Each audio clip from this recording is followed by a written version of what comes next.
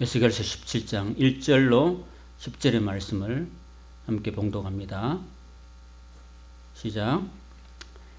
여호와의 말씀이 내게 임하여 이르시되, 인자야, 너는 이스라엘 족속에게 수수께끼와 비유를 말하라.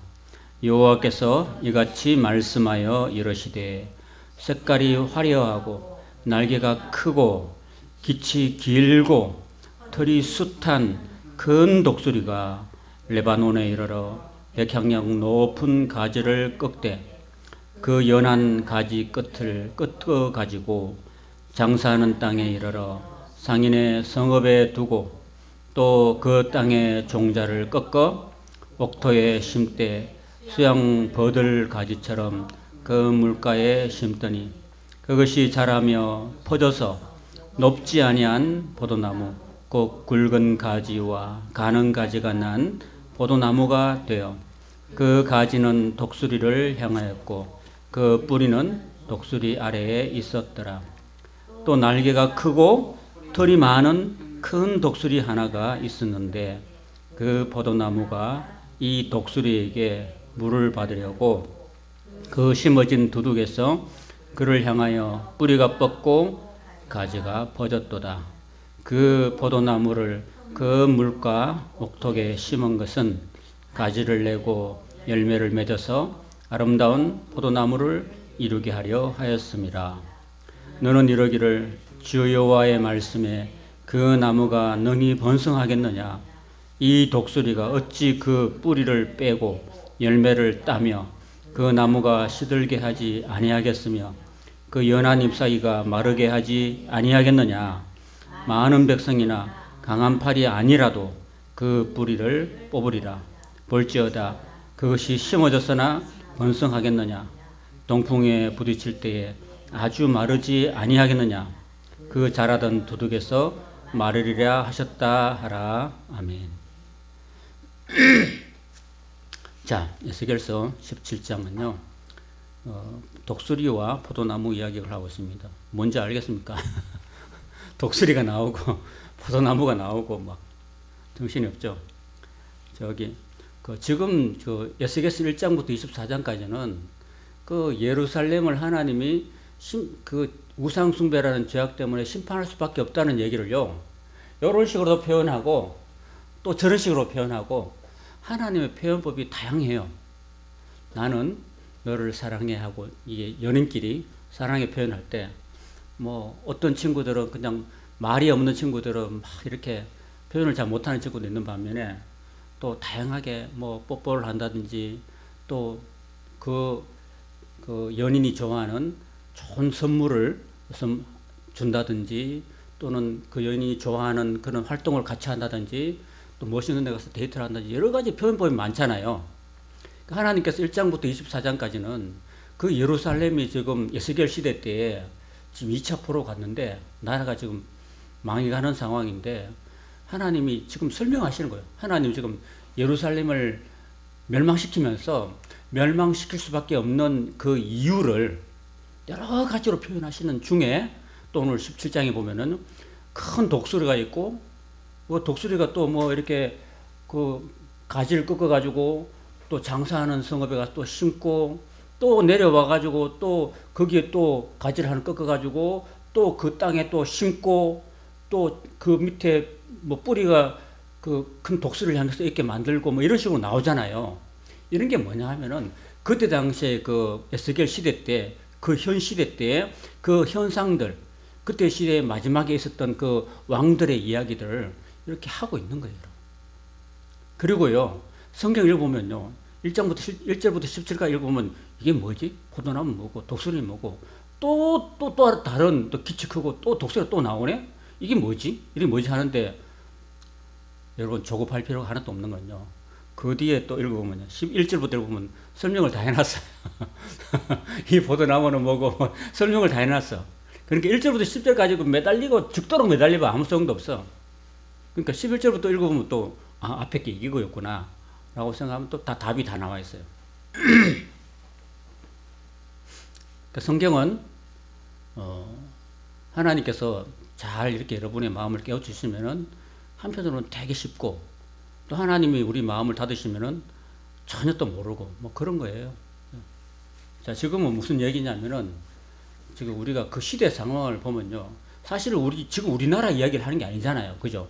성경에 나오는 이야기가 우리나라 뭐 고려시대 이야기나 조선시대 이야기가 아니고, 지금부터 2500, 지금 에스겔 시대는 지금부터 2500년 전에 우리하고 반대편에 있는 그 유다 땅, 그 유다를 둘러싸고 있는 바벨론 큰 나라, 그리고 밑에 이집트라는 나라, 그런 상황 속에 있는 그 예루살렘, 중간에 끼어 있는 예루살렘이 멸망하는 그 시대에, 에스겔 시대 때 일어났던 일들에 관한 이야기 때문에 사실은 우리나라 역사도 잘 모르는데 그 이웃 나라, 외국의 그 이야기를 우리가 알 필요가 뭐 있어요.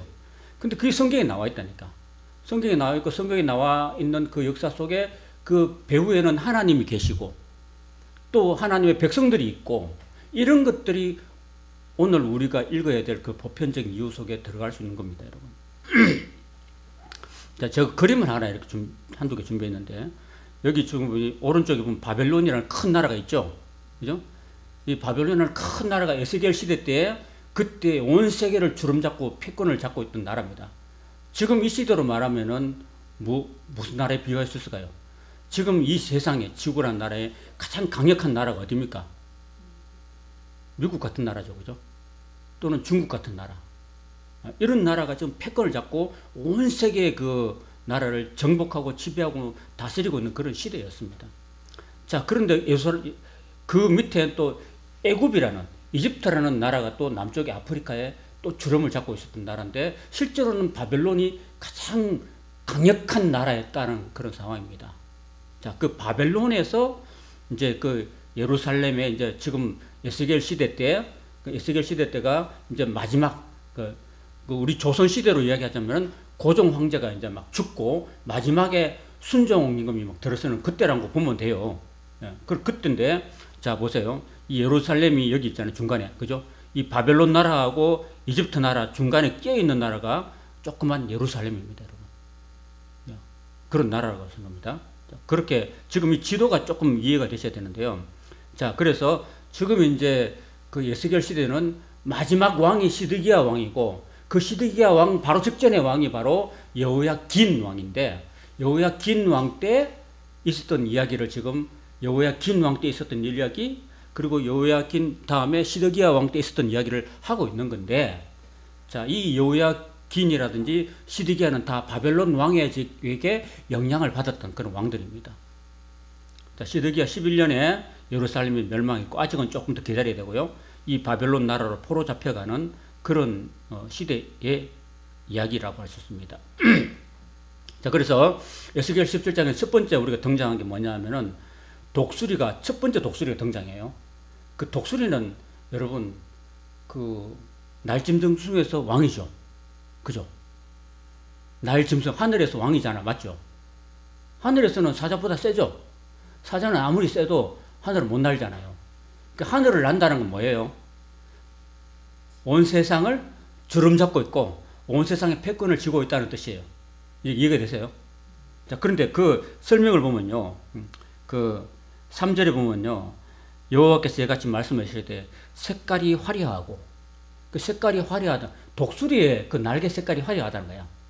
그럼 독수리가 날개가 화려하다 그러면 뭐예요? 굉장히 부강하고 강성하고 있어 보이는, 그죠? 그런 나라라는 뜻입니다. 그리고 날개가 크다는 거예요. 날개가 팍 독수리를 펼쳤는 날개가 엄청 커요. 그러면 그 영향력이 크다는 말이에요, 작다는 말이에요? 크다는 거예요. 지금 여러분 미국의 영향력이 크죠? 미국이 지금 영향을 안 끼치는 나라 어디 있어요? 온 세상에. 지금 이스라엘에 가면 지금 이스라엘 군대하고 또 저희 가나안 땅에 그 팔레스타인에 있는 하마스라는 그런 그 지하 암 조직하고 지하 조직하고 지금 막 아직도 싸우고 있죠? 그게 지금 미국이 개입하고 있어, 안 개입해서? 직간접적으로. 개입하고 있죠? 예? 그러면 지금 그럼 미국은 지금 한국에 지금 관여하고 있어, 안 관여하고 있어요? 관여하고 있죠? 만약 미국에서 우리나라의 모든 미군들을, 주한 미군들을 다 데려가 버리면 어떻게 돼요? 다 데려간 동시에 그들이 갖고 있는 핵무기라든지 이런 것들을 다 갖고 가버려. 그럼 우리나라가 힘이 약해져 버리죠. 그러면 다 갖고 가버려. 그러면은 북한이 우리나라에 더 공격할 여지가 커요, 안 커요? 크죠. 그러니까 미국이 이렇게 핵 우산을 딱 받치고 있으니까 윤석열 대통령이 막 큰 소리 칠 수 있는 거죠. 우리는 핵무기도 없는데 막 큰 소리 치는 이유가 어디 있어요? 우리 형아 있잖아, 우리 형아. 우리 형아가 이렇게 있기 때문에 우리는 큰 소리 치는 거지. 안 그래요? 우리는 사실 없어요. 우리는 아무것도 없다니까. 공군력은 우리가 북한보다 세다고 합니다. 공군력은. 북한의 전투기는요, 아주 옛날 오래된 거라서 정말 형편없대요. 근데 우리나라 공군은요, 굉장히 강하대요.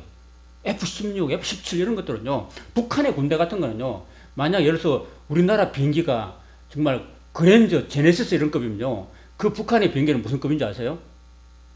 폐차적진의 티코야. 그러니까 우리나라 공군이 굉장히 강해요. 그 정도로 강하지만은 핵은 우리가 없거든요.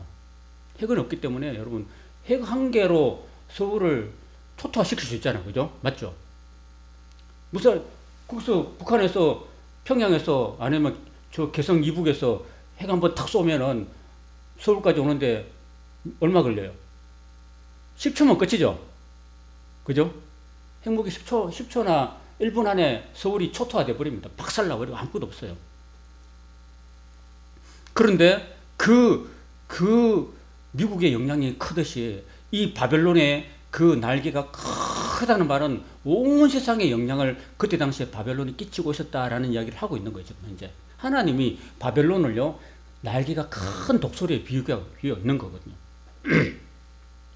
그리고 그 털이 숱하다. 그 털이 많다. 우리 머리 숱이 많다는 건 건강한 거예요? 안 건강한 거예요? 건강하다는 거예요. 그리고 그 강력하다는 의미를 말하고 있고요.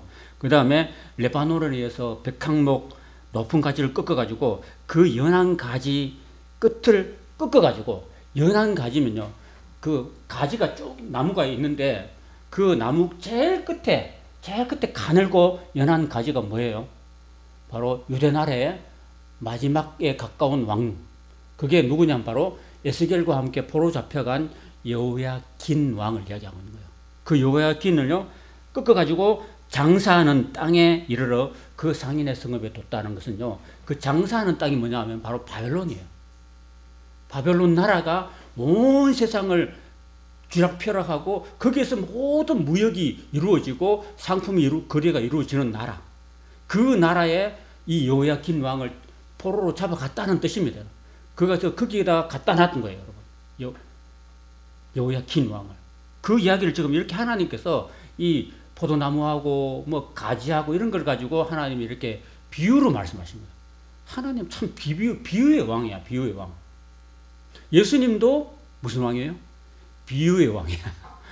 그래서 하늘나라는 뭐다 설명하는 게 아니고, 하늘나라는 마치 무슨 뭐 같다. 하늘나라는 마치 밭에 감추인 보화와 같다. 이런 식으로 하나님이, 예수님이 그렇게 비유를 잘 사용해요. 비유를. 그래서 신천지 들어봤죠? 신천지 이런 이단에서는요, 그냥 비유풀이로 끝내요. 처음부터 끝까지 비유풀이로 끝내버려요. 비유풀이로. 그 다 비유로 풀어버려요. 근데 그걸 정확하냐? 안 정확해가지고 이단이 된 거예요. 자, 그 다음에 5절에 보면 또 그 땅에 종자를 꺾어. 종자라는 것은 뭐예요? 마지막이야, 마지막.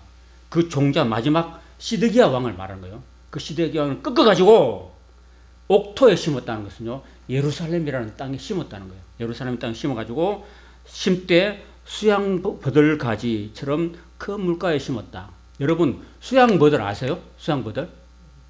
수양버들은 어디다 심어요? 숫자가 무슨 숫자예요? 물 숫자야.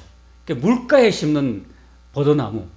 그걸 갖다가 수양버드나무로 하는데요. 그 예루살렘이라는 곳이 아주 하나님의 은혜가 풍성하고 넘쳐나기 때문에 그걸 뭐라고 표현하냐면은 수양버드나무 가지라고. 그래서 물가에 심겼다고 이야기를 하고 있는 거예요. 그게 누구냐면 바로 예루살렘의 이스라엘의 마지막 왕이었던 시드기야 왕을 이야기하고 있는 거예요. 그래서 6절에 보면 그것이 자라며 퍼져서 높지 아니하는 포도나무. 그러니까 여러분, 포도나무가 키가 작아요, 커요? 그런데 포도나무가 막 3m, 4m 그러진 않죠. 그러면 누가 올라가서 포도 따겠어요? 포도나무는 사람이 그냥 웬만한 사람이 손을 딱 뻗으면 다 가잖아, 손이. 그죠? 막 이렇게 사다리 안 타러 가도. 그렇게 해서 그 왜 그렇게 했냐면요. 왜 키가 작은 포도나무를 폈냐면은 그 바벨론 왕이 시드기야 왕을, 원래 시드기야 왕의 원래 이름은 마따디아라고, 마따디아. 마따디아인데 이름을 바꿔가지고 시드기야로 바꿨어요. 그래서 시드기야로 바꿔가지고 야, 너 왕해 하고 바벨론 느부갓네살 왕이 이 마따디아를 갖다가 이렇게 왕으로 심어놨어요. 너 앞으로 내가 바벨론 왕인데 너는 내 말 잘 듣는, 내 말 잘 듣는 왕이 돼 하고 너는 내 말 잘 순종해, 나한테 배반하면 안 돼 라고 딱 왕으로 딱 심어놨던 겁니다. 그 말이에요. 그래서 그 굵은 가지와 가는 가지가 난 포도나무가 되었다. 그래서 성경에는요 포도나무가 많이 나와요. 포도나무가 많이 나는데 여기서 말하는 포도나무 뭐냐면은 이스라엘 나라를 말하죠. 이스라엘 나라. 이스라엘 나라 포도나무가 되어서 그 가지는 독수를 향하였다. 그 가지가 독수를 향했다는 건 뭐래요? 무슨 뜻이에요? 너는 독수리였던 바벨론 왕 느부갓네살에게 말 잘 듣는 그런 사람이 되라, 이런 뜻이에요. 아시겠죠? 그래서 가지가 독수를 향했고 그 뿌리는 독수리 아래에 있었더라. 그러니까 뭐예요? 가지든 뿌리든 다 독수리 안에 있다는 거예요. 그러니까 바벨론 느부갓네살 왕 밑에서 순종하는, 복종하는 그런 말 잘 듣는 그런 속국이 되라, 이런 뜻이에요. 자, 그러면 자 반대로 거기 속국이 된 왕이 된 시드기야 왕은 기분이 좋아요, 안 좋아요? 너는 무조건 내 말만 잘 들어 하면 기분이 좋아요, 안 좋아요? 그럼 뭔가 독립하고 싶고 뭔가 도망가고 싶고 그렇겠죠. 그래서 어떻게 했느냐? 7절 보십시오. 7절 보면 또 날개가 크고 털이 많은 큰 독수리 하나가 있었다라는 뭐냐면 바로 그 밑에 이집트 나라가 있었다는 거예요. 이집트 나라. 자, 그러면은 이 그 마지막 왕이었던 시드기야 왕 입장에서는 그 바벨론이 무조건 너는 내 말 잘 들어, 너 내 말 조금이라도 순종하면 너 혼나, 이렇게 말하면은 뭔가 좀 독립하고 싶은 마음이 생기겠죠. 그래서 어디로 갔냐면은 또 다른 큰 독수리 한 마리를 만나러 가요. 만나러 가가지고 그 나라가 바로 남쪽에 있는 이집트 나라. 이집트 나라에 바로 왕에게 도움을 구하러 가는 거죠. 왕이요, 바로 왕이요. 저 이스라엘 저 북쪽에 있는 바벨론 느부갓네살 왕이 나를 너무너무나 압박하고 자꾸 지 말 안 들으면 나를 무조건 죽인대요. 그러니까 바로 왕이요, 제발 나를 도와주시고 내가 왕한테 붙겠으니까 왕이 저의 힘이 되어 주십시오, 이렇게 하고 했다는 겁니다, 여러분. 그게 실제로 역사예요, 그게. 그래서 그 독수리, 그 포도나무가, 이 시드기야가 이 독수리에게 물을 받으려고, 원래는 그 물가에 심은 게 바벨론 왕이었는데 이 포도나무가 그 새로운 독수리한테 물 받으라고 이제 가는 거야. 그 물 받으라고 이렇게 손 벌리고 간 거야. 이런 걸 표현합니다, 이렇게. 그래서 심어진 두둑에서 그를 향하여 뿌리가 뻗고 가지가 퍼졌도다. 그러니까 원래 바벨론한테 뿌리를 내리고 가지가 뻗었는데 이걸 다 방향을 바꿔가지고 남쪽을 향해서 이제 했다는 겁니다. 그러면 그건 무슨 행위예요? 그 원래 자기를 왕으로 세웠던 바벨론 왕에 대한 약속 위반이죠. 배반한 거죠. 그러면 어떻게 하겠어요? 그 바벨론 왕이 알았으면 어떻게 되겠어요? 가만히 둬요? 가만히 안 놔둬요? 가만히 안 둔다, 이 말입니다. 그 말 지금 하고 있는 거예요. 가만히 안 둔다. 그래서 어떻게 하느냐면요, 8절에 보면은 그 포도나무를 큰 물가 옥토에 심은 것은 가지를 내고 열매를 맺어가지고 아름다운 포도나무를 이루게 하리 하였습니다 하는 것은 바벨론 왕의 뜻이죠. 그죠? 니는 내 말 잘 들으면 돼. 네가 내 말 잘 듣고 내 말대로만 하면은 너는 잘 될 거야 라고 그렇게 시킨 거죠. 그런데 9절 보시면 너는 이러기를 주의 말씀에 그 나무가 능히 번성했느냐. 지금 하나님 말씀하고 있는데요. 바로 지금 바벨론 왕하고 약속했죠. 그죠? 약속했는데 지금은 배반했죠. 남쪽 왕이 배반했는데 그러면은 그 포도나무가 잘 되겠냐고 이야기하고 있는 사람은 누구예요? 하나님이 그렇게 하신 거예요. 자, 그럼 하나님이 이제 개입하고 있습니다. 하나님이 개입하시면서 이 독수리가 어찌 그 뿌리를 빼고 열매를 따며 그 나무가 시늘게 하지 않겠느냐. 그 연한 잎사귀가 마르게 하지 않겠느냐. 많은 백성이나 강한 팔이 아니어도 그 뿌리를 뽑지 않겠느냐. 배반한 그 포도나무 뿌리를 뽑아버리지. 이렇게 하지 않겠느냐. 이렇게 하시잖아. 그죠? 여기에 지금 하나님 말씀하시는 이유가 뭘까요? 앞을 보세요. 하나님 이런 말씀하시는 이유가 뭘까요?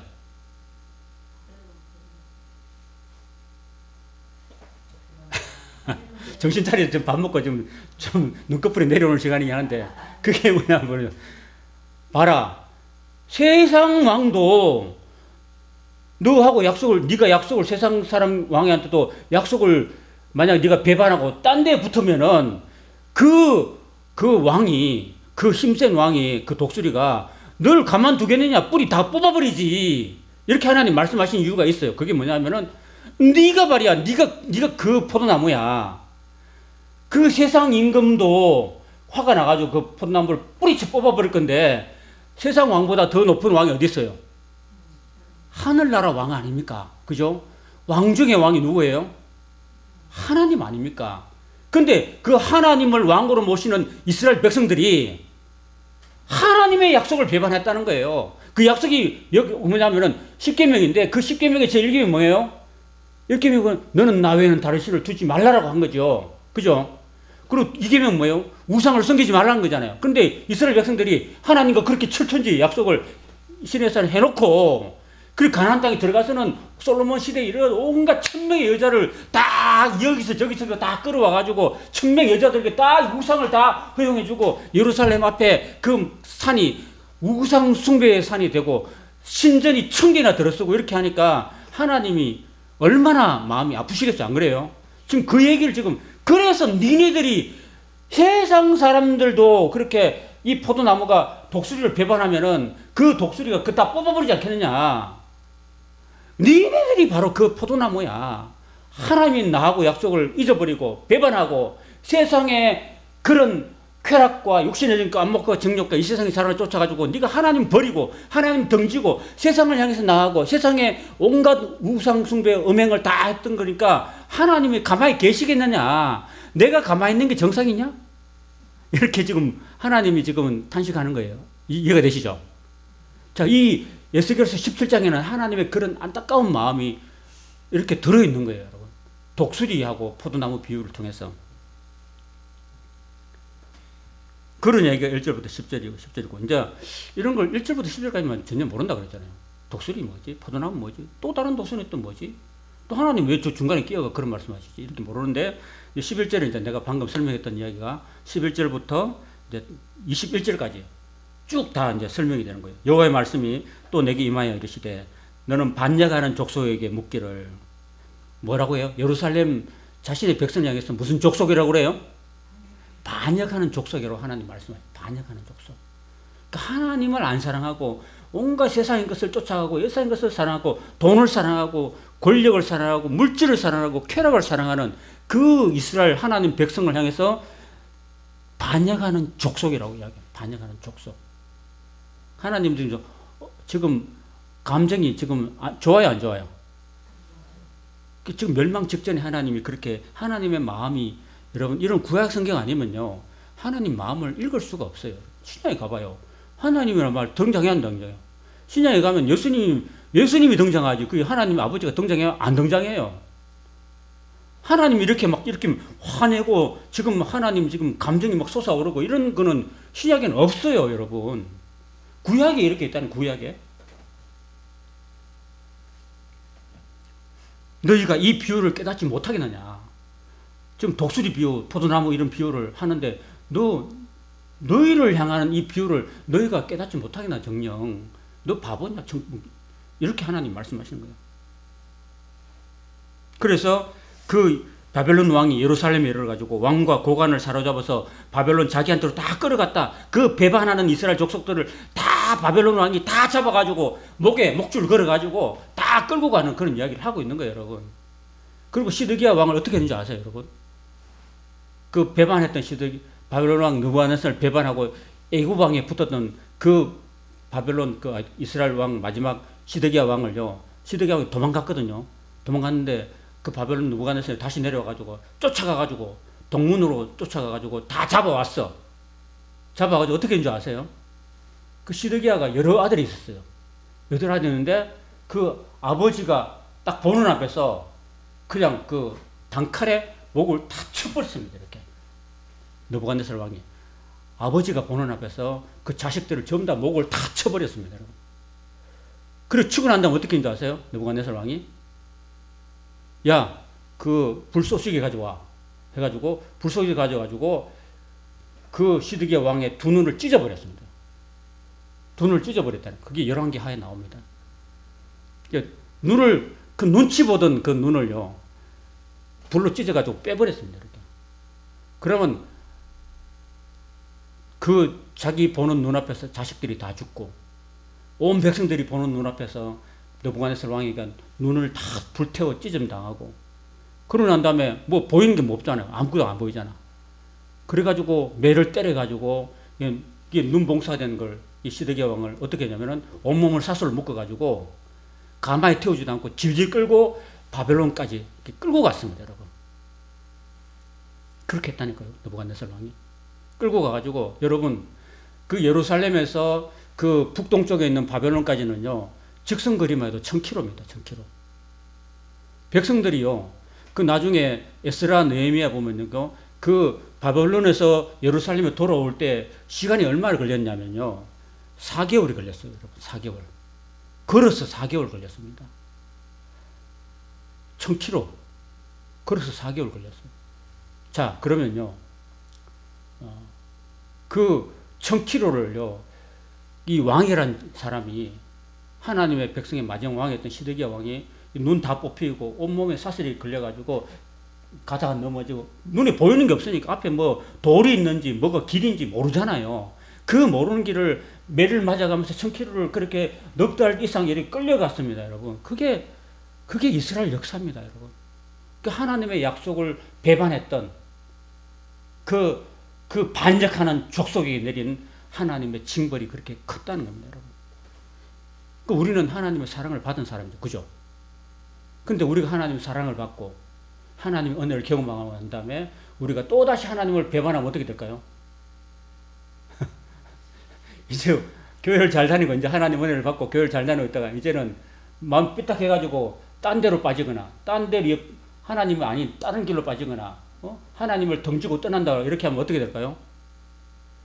비참한 종말이 남았을 뿐입니다, 여러분. 15절에 보면 그가 사절을 애굽에 보내 말과 군대를 구함으로 바벨론 왕을 배반했다고 이야기했습니다. 그럼 형통하겠느냐? 이런 일을 행한 자가 피하겠느냐? 언약을 배반하고야 피하겠느냐? 주 여호와의 말씀이라. 나는 내가 내 삶을 두고 맹세하노니 바벨론 왕이 그를 왕으로 세웠거늘 그가 맹세를 저버리고 언약을 배반하였은즉 그 왕이 거주하는 곳 바벨론에서 왕과 함께 있다가 죽을 것이다 하고 실제 죽어버렸습니다. 거기서 왕이. 여러분 우리 현대 역사에 보면 우리나라 그 역사에 보면요, 고종 황제가 일본이 들어왔을 때 그 일본 그 야쿠자들 이런 인간들이 칼제비들이 와가지고 우리나라 명성황후 민비를 칼로 잔인하게 죽였잖아, 그죠? 그리고 시신을 불태워버리잖아요. 그 나라가 힘이 없어서 그런 거 아니겠어요? 당했잖아요, 그죠? 한 나라에 그래도 뭐라고 그래요? 국모잖아요. 국모를 그런 식으로 유린했습니다, 여러분. 있을 수가 없는 일이 일어난 거죠.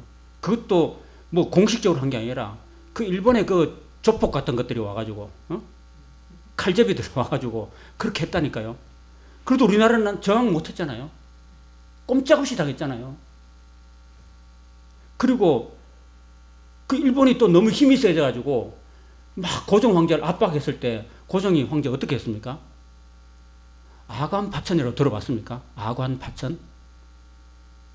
아가 뭔지 아세요? 아가요, 원래 그 러시아를요, 아라사라고 그럽니다. 아라사. 그때 당시에는. 그래서 러시아 그 대사관을 아관이라고 했습니다. 아관. 러시아 대사관을 아관이라고 했어요. 그 대사관이라는 것은요, 그 나라에, 우리나라에 들어와 있어도 그 대사관은 그 나라 지역이에요. 그 나라 영토예요. 그러면 거기는 어느 외부 나라도 들어올 수 없어요. 그렇죠? 그래서 그 러시아 공사로 우리나라 고종임금이 일본의 압박을 피해서 도망가고 피신했습니다. 그걸 아관 파천이라고 해요. 그 도망갔던 그 역사가 우리 고종 황제가 그렇게 도망갔었습니다, 여러분. 그렇게 비참한 그런 역사가 우리 100년 전에, 지금부터 불과 100년 전에 사건이었습니다, 여러분.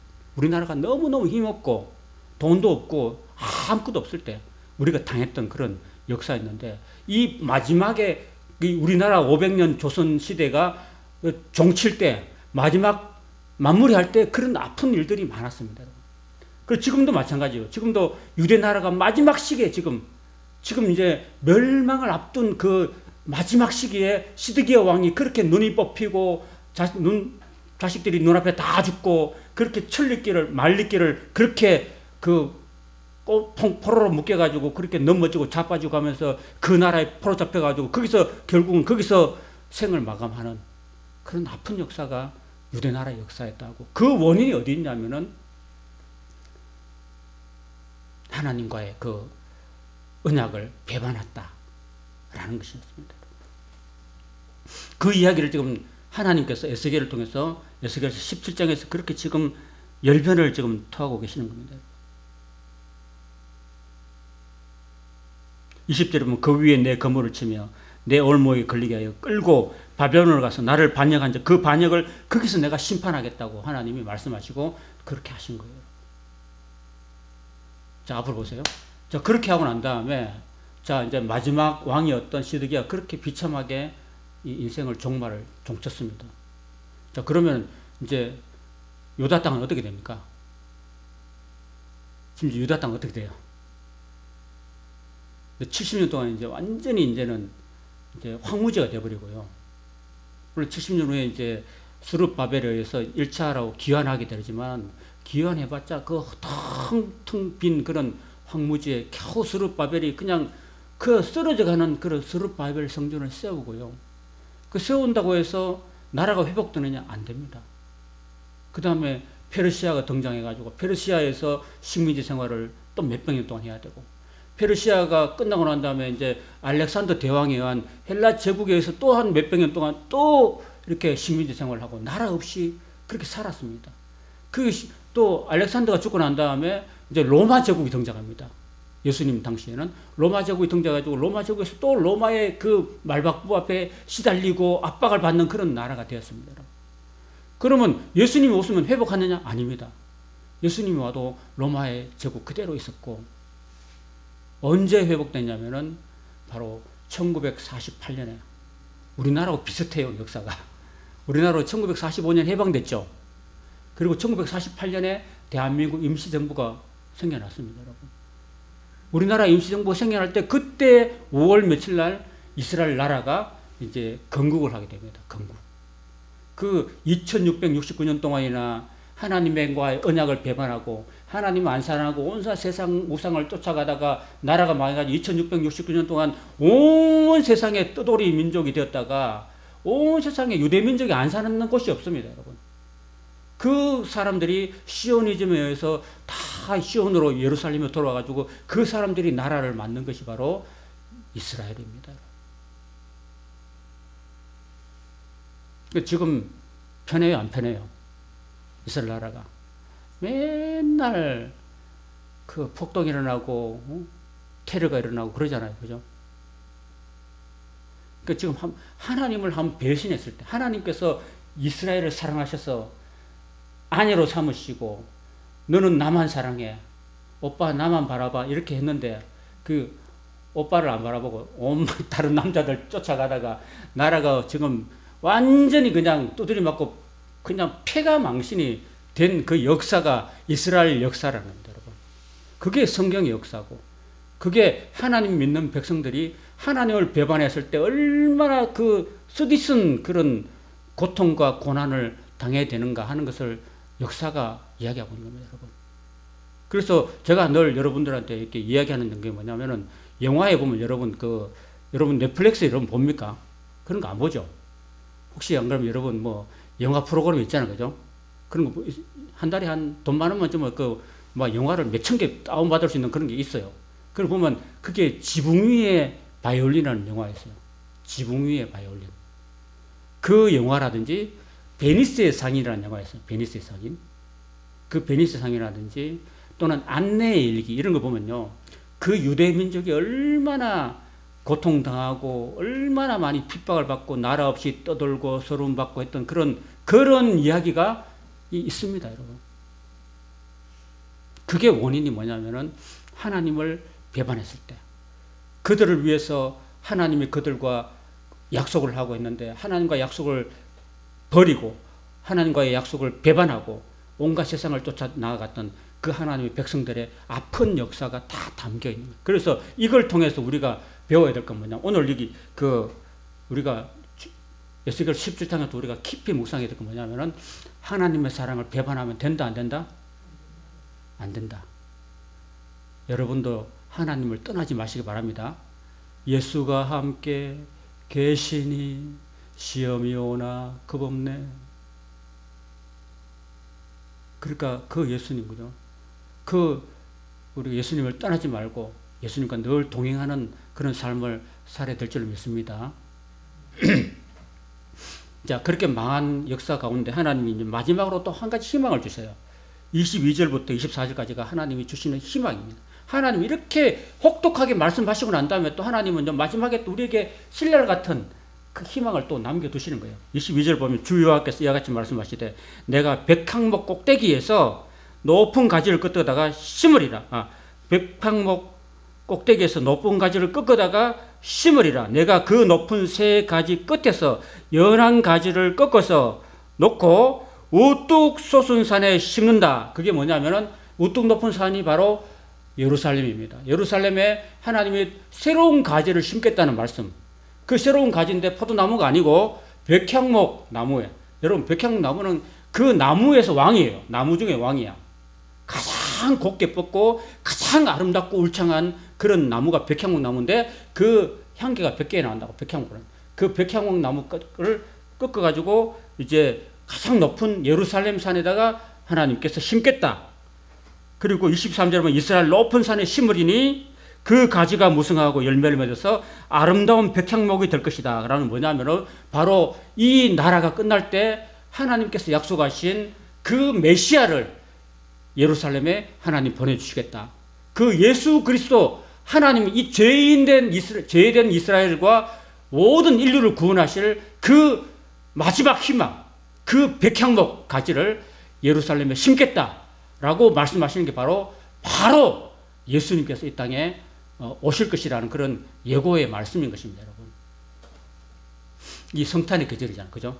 우리 대림절을 이렇게 촛불을 세게 켜놓고 기다리고 있는데 그 예수님께서 이제 온 인류를 다시 회복시키려고 하시는 그런 계획을 하나님이 말씀하고 계신 겁니다. 그래서 그가 아름다운 열매를 맺어가지고 아름다운 백향목이 될 것이고 각종 새가 그 아래에 깃들이며 그 가지 그늘에 살리라.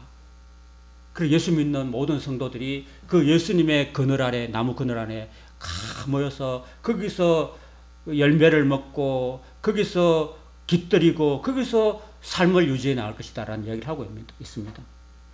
24절 같이 읽도록 하겠습니다. 시작. 들의 모든 나무가 나 여호와는 높은 나무를 낮추고 낮은 나무를 높이며 푸른 나무를 말리고 마른 나무를 무성하게 하는 줄을 알리라. 나 여호와는 말하고 이루느니라. 그러니까 여러분, 세상의 모든 그 교만한 세상의 모든 나무들은 하나님이 다 어떻게 한다고요? 낮춰버린 거예요. 꺾어버린다는 겁니다. 그리고 하나님께서 그 세상에 푸른 그런 잘난 척하는 모든 나무들은 하나님 어떻게 한다고요? 다 마른 나무처럼 만들어버리고 세상에 쓸모없이 보잘것없는 그런 나무들은 하나님 어떻게 한다고요? 무성하게 한다고 말씀하십니다. 하나님은요, 겸손한 자, 하나님 앞에 무릎 꿇는 자, 이 땅에 오신 예수 그리스도를 진심으로 구주로 영접하는 그런 사람들은 다 품어주시고 다 하나님 자녀로 삼아주시고 하나님 백성으로 삼아주시고 그들에게 영원한 생명과 영생 복락의 복을 주실 것이다라는 그런 메시지인 겁니다. 잘 보세요. 여러분, 교회 다니는 사람은 누굽니까? 교회 다니는 사람들요, 바로 하나님의 사랑을 받은 자고 하나님의 사랑을 받아들이는 사람입니다. 그럼 세상에서 잘 먹고 잘 입고 잘 나가고 돈 많이 벌고 성공하고 출세하고 성공한 사람들은요, 하나님 필요 없는 거죠. 그런 높은 가지들, 높은 나무들, 푸르디 푸른 나무들은 하나님께서 다 가차없이 다 이렇게 꺾어버리고 지옥에 던진다.